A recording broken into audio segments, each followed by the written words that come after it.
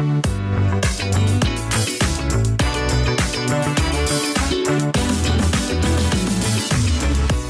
to the Absolute Dog Sexier and Squirrel Podcast. I'm Lauren Langman. I'm one of the world's leading dog trainers, and it's my mission to help owners become their dog's top priority. In each episode, you'll discover how to gain trust and communicate with your dog like never before, creating unbreakable bonds that make you the most exciting part of their world. So I'm joined by the wonderful Teri. Teri, it's your first time at Crufts this week. It's your first time ever. It's been a lifelong dream. Tell me about it.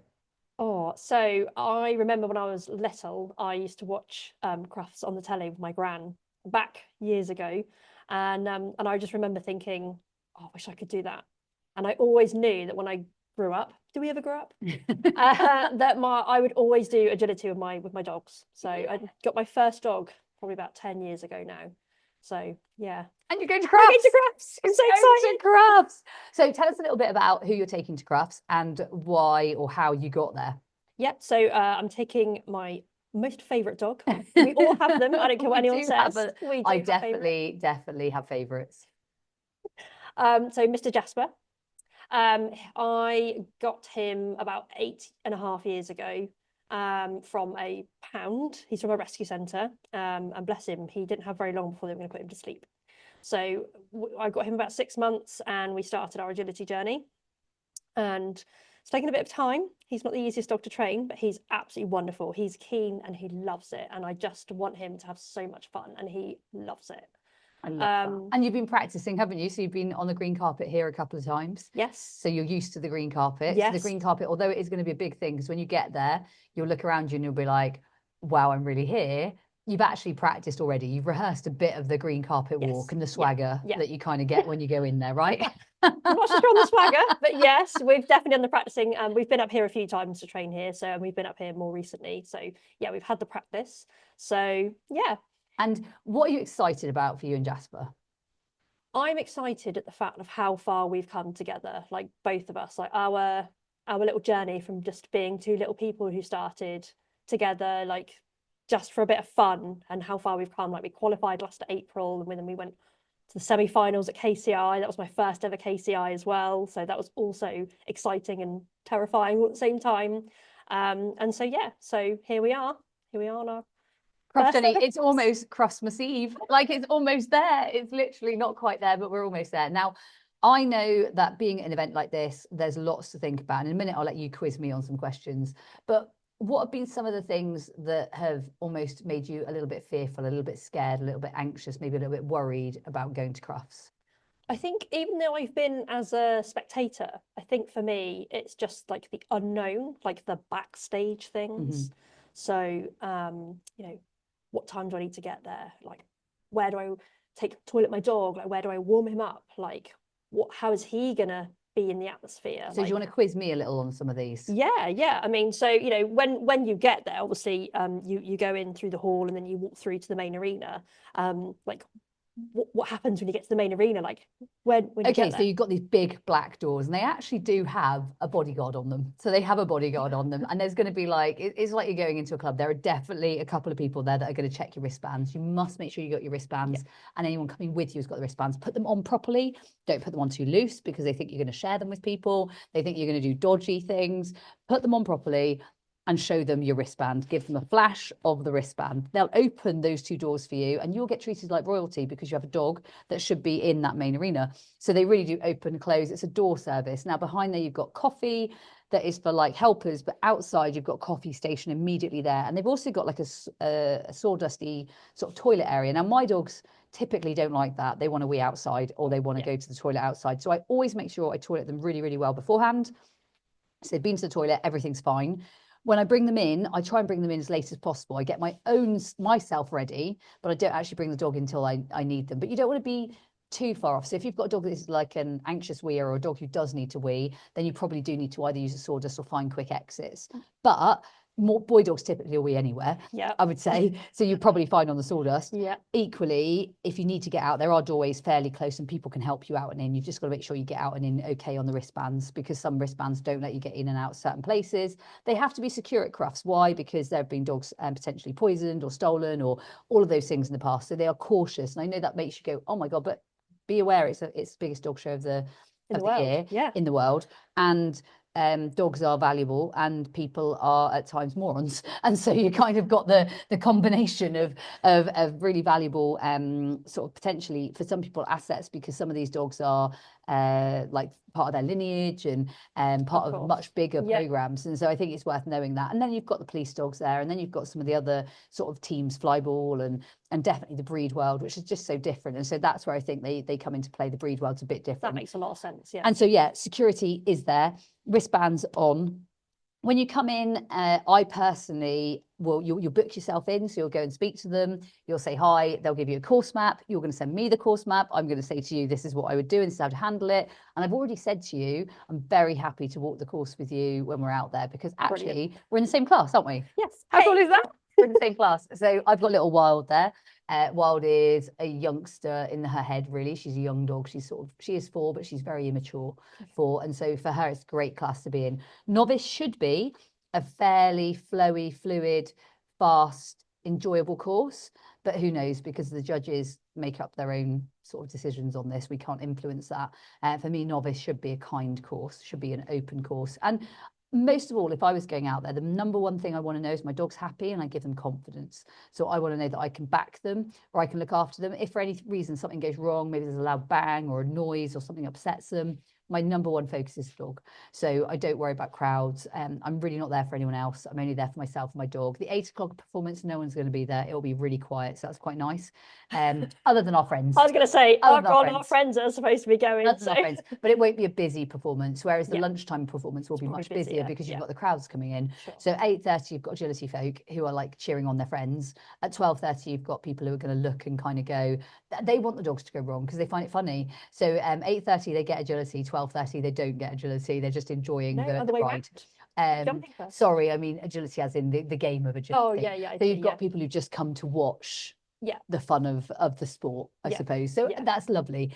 And then a couple of top tips for me. I personally don't give my dogs any heavy meal on the day of an event. I give them a lighter meal or a smaller meal, or definitely not anything heavy. And if I do give it to them, I'm way earlier than they're going to be performing, because it's an 8 o'clock performance. So for me, I would give them a little bit of something, but nothing major on their tummies. And again, for 12:30, my dogs earn a lot of their food anyway. So because they earn a lot of their food, they're going to get it throughout being in there. So for the fact of, I don't know, putting 2 feet on something or doing a middle somewhere or having some photos and posing, because they love all of those things. So I use some of my food for that as well. And another one I think is really important. And you've got your AOK9 goodie bag that you can take away with you later. Thank you. But another one that's a really nice tip, and I can see if I've got any here for you. I annoyingly didn't order any. I've only got my own here, but the fresh drink. So giving them a rehydration drink in between, making sure they've had some electrolyte drink. And for me, electrolyte's really important, just to know that they're hydrated well, because sometimes when they're at competitions or they're at a high stress event, they don't want to drink. So actually preparing for that, because then they are staying hydrated and healthy. So what's your next question for me? If you've got any questions, and you can ask anything and everything. No, I did come prepared with some questions. I love it. She's got questions. Yeah, I did. I came prepared because I knew I had some things I wanted to ask you. So you touched on it really briefly earlier about, people being there to like see the jumping and agility. So when you're actually in the main arena, like what can you see? Like, can you see the audience? Or... Yeah, you can see everybody around you. So if you're in the arena, it's actually almost much smaller when you're in the arena and you look around. It's not nearly as big as if you were on the outside of it almost. So it is quite small. You go through a tunnel always. So you go through a tunnel. They'll tell you, say you're running first, they'll have you ready. Say you're running second, third, which you are. So when you're running a little bit later, and I know that's not late, but it is within a class of a smaller class. So they'll say, Teri, they'll call you up and they'll put you in your order. So you know when you're going in, you cannot miss your run because they're there. There is a practice jump. So there is a practice jump, and you put them over the practice jump. Just be careful on not doing too many. And I'll give you an example here. So yesterday, in fact, I thought, you know what, I'm going to get fit.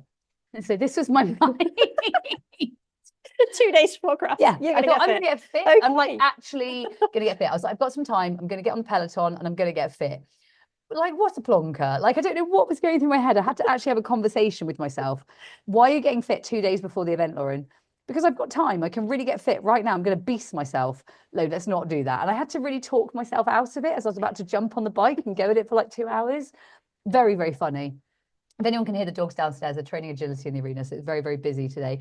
So I decided not to do that. I talked myself out of it. Similar to the practice jump, some people do 20 of them, just 1, 2, 3. Yeah. The other top tip, and I love this tip, if the practice jump is there and say you've got like a backside or a check, or you've got something on the course that you think, oh, I just might need to prep that a little, just do 1 or 2 of them. Yeah. So you prep that already, Sure. already have your dog warm. Yeah. And in terms of warm up, when you said, where can I warm up? You can warm up behind there, walk, trot, canter on lead. If you need to do off lead, you're better outside. There's not a lot of off lead space, but on lead space, and mine warm up doing figures of 8 and on lead, walk, trot, canter, I will do it all in that space. Okay. So mine will warm up all in that space. And I'll also take like a little hot water bottle or a red light, and I'll put that down the muscle groups. So I'll be putting that down the muscle groups. I love just, a lot of people don't talk about hot water bottles, but the main reason I think they don't is that they're cheap.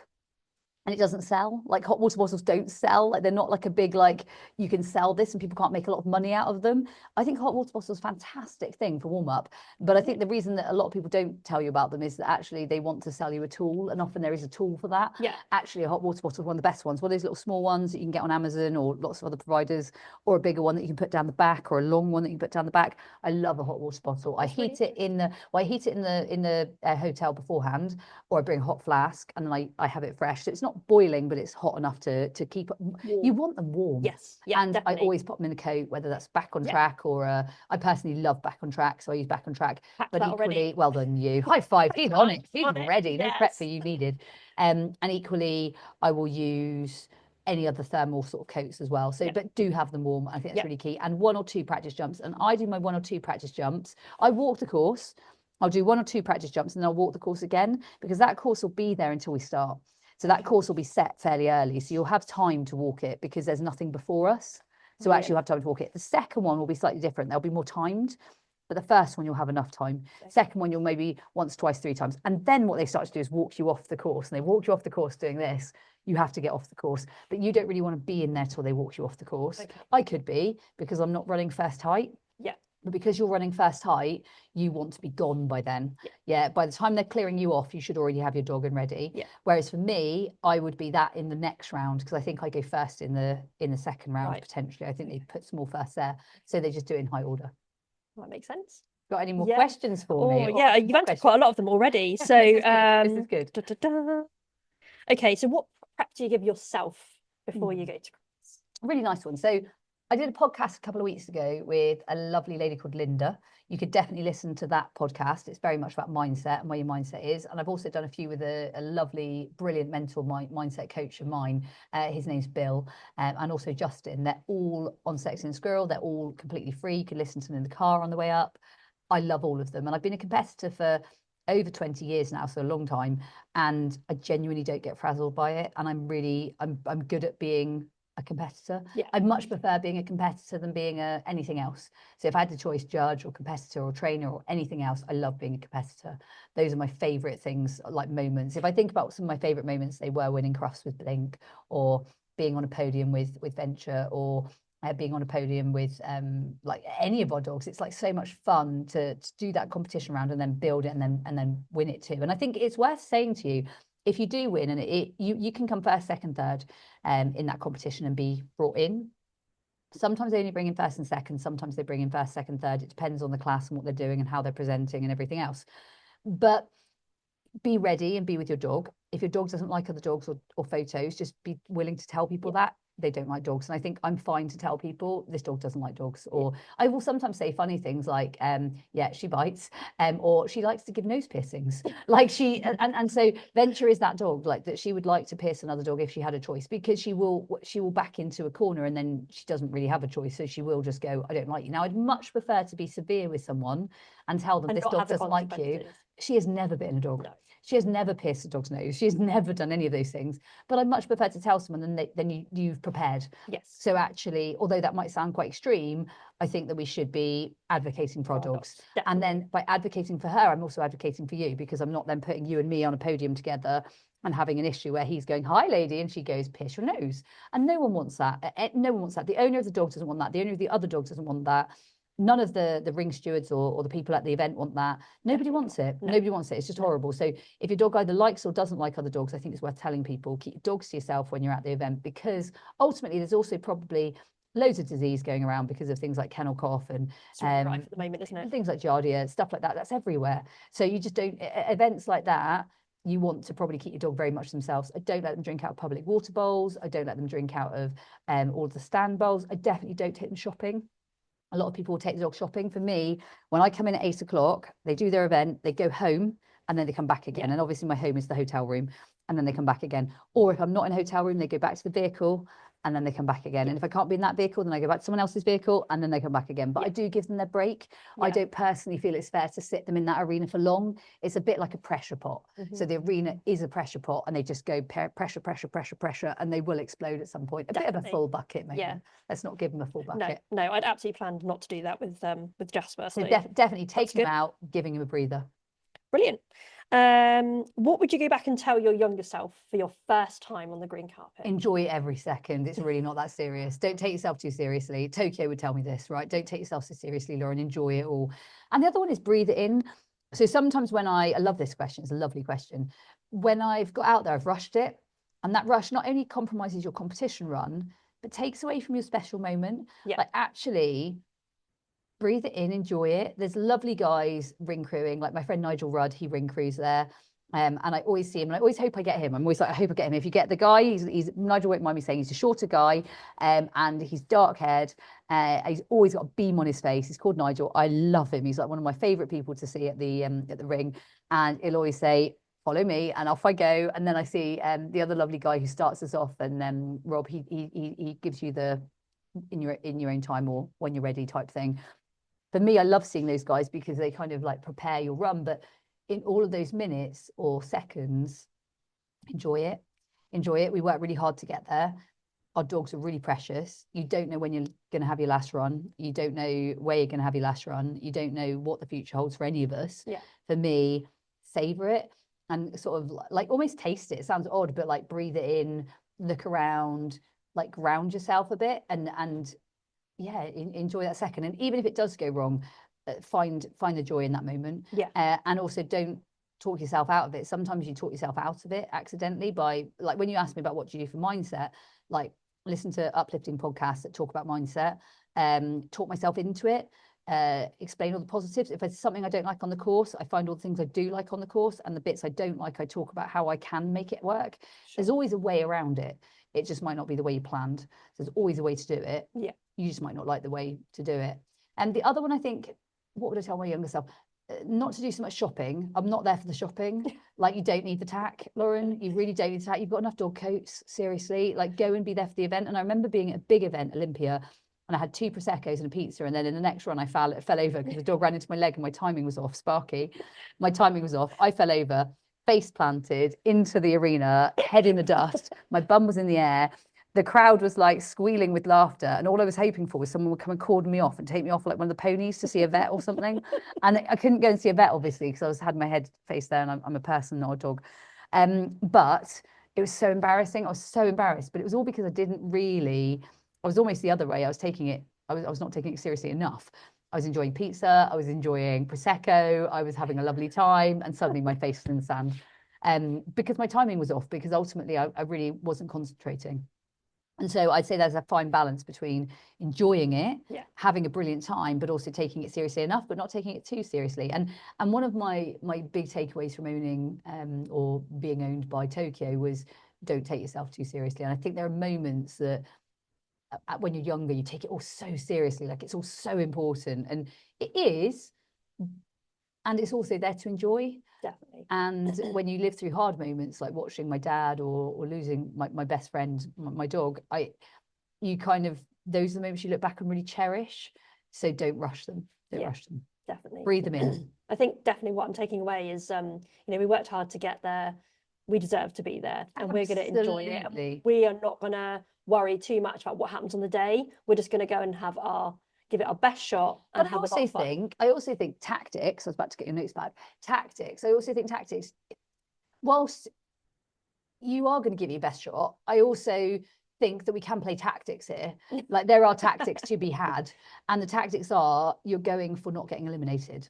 So you're going for a clear round at best, but at worst, you might have 20 faults. You can still overall place for 20 faults. And I think that's important to know. because if you get a pig of a course and there's only sort of 6 dogs, 4 get eliminated, and there's 2 of you, and one gets 20 faults and one gets 25 faults, the one with 20 faults will win. Yeah. And I think that's important to know, Yeah. because you're going to get placed overall in the jumping, you're going to get placed overall in the agility, and then the combined result is your result. So you get 3 chances of winning here or coming second, right? 3 chances. And it's in 6. So actually you stand a really good chance of getting one of those chances. Play for the clear round. If the clear round isn't working, as in something goes wrong, like a pole drops, still play for the best time with the pole dropped. Yeah. As long as you're not eliminated, you still stand a very good chance. If you do get eliminated, okay, what's the next tactic? Play for the next round. Sure. And play for the clear round in the next round, because you still stand a chance of a trophy in that round, because you can still stand a chance of first and second. If you've got faults in that round, play for the clear here, and a safe clear is still better than a faulted run, and a faulted run is still better than knee. So you've always got your level of sliding scale, and you've also got that level of what tactic am I playing. Does that make sense? Yeah, no, absolutely. Yeah, so you've got tactics. So don't. I love the saying, "Oh, you were just out there to have fun," but for me, you have way more fun when you win, right? Like it's so much. Don't more get me wrong. Like, fun, isn't that everyone's dream, just to go there and win? And yet, in a minute, we'll go and have a look at some of the trophies, and I'll show you. Like Classic went there and did first in one round. I think she won. I think she did both. I think she did first, and first, and hers was ABC. Same thing, medium ABC, 1 to 7, same type of class. It's a combination class. So you win one round, you win the other round, and then you're overall winner. Or you win one round, you're second in the other round, you're overall winner, realistically. Or you get faults and you get a win, and you can still be the winner. Like there's lots of chances to win. And there's lots of chances to podium, and there's lots of chances to run around that carpet. Now, quick one, if you do end up on one of those podium spots, when you go in, you get to do a lap of honour. So you get called in, you'll get stood next to another competitor. I've been very, very fortunate. It's funny, I say fortunate, the harder you work, the luckier you get, right? So the more you work at it, the luckier you get. Okay. I think that's coincidental. So that's why I didn't start working out 2 days ago, yesterday, because I haven't worked very hard at it. But I have worked very hard at dog training. So my dog training is sound. So you'll get called in, and they'll put the first place and the second place, and they'll tell you what you are. And then you'll get presented, and then they'll get presented, and then they'll ask for a lap of honour. Again, knowing whether a dog likes the lap of honour or not. Venture hated the lap of honour. So what I learned from that is I will never do one again with her. What I will do is take her a body double. Blink could come instead of her, or someone else could come. Typically, you can't do that because you haven't got multiple passes. But what I suppose I'm saying is, don't put that dog in for uncomfortable things, especially not if they're going to go again in a minute. Yeah. Because if a dog's going to be uncomfortable here, they're going to run again here. Yeah. Let's not make them uncomfortable. Sure. And to be honest, let's not make our dogs uncomfortable for the sake of a prestige event. Mr. Jasper loves doing a lap of honour. He regularly does them all on his own.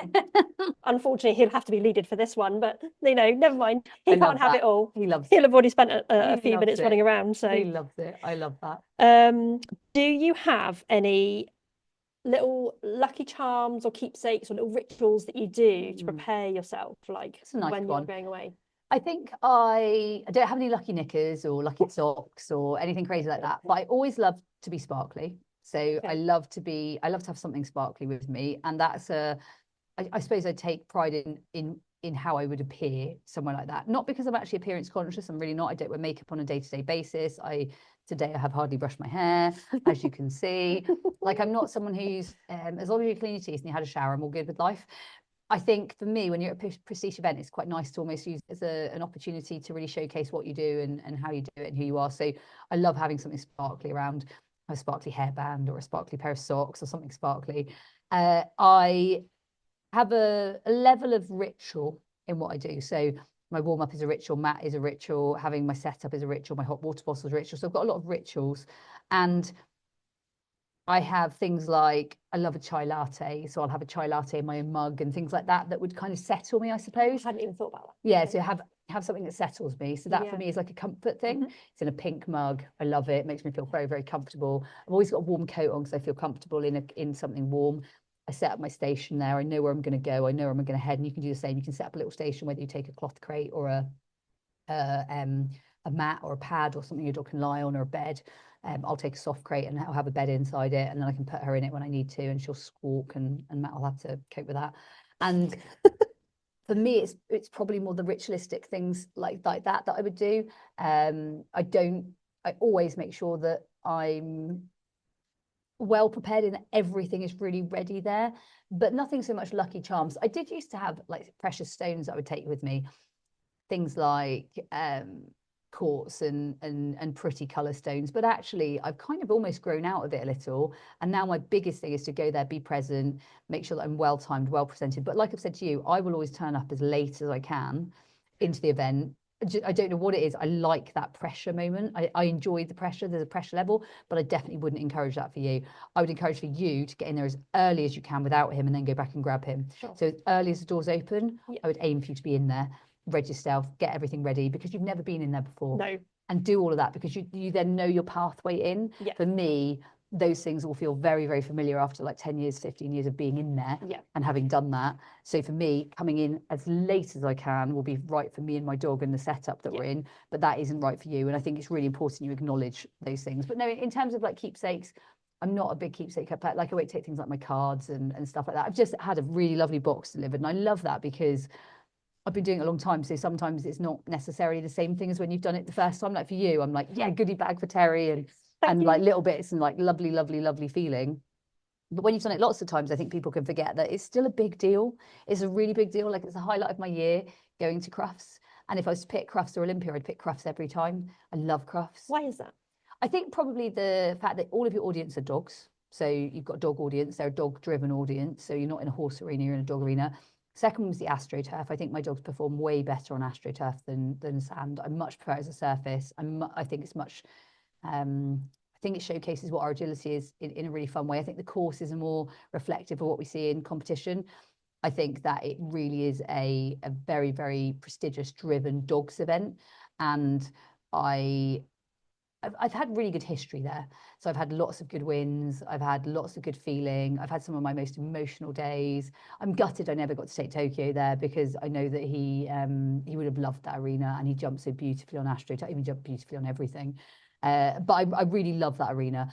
I love all the crowds. I love all the people around you. It's just a great setup. All of it's a great setup. There's nothing I don't like about Crufts.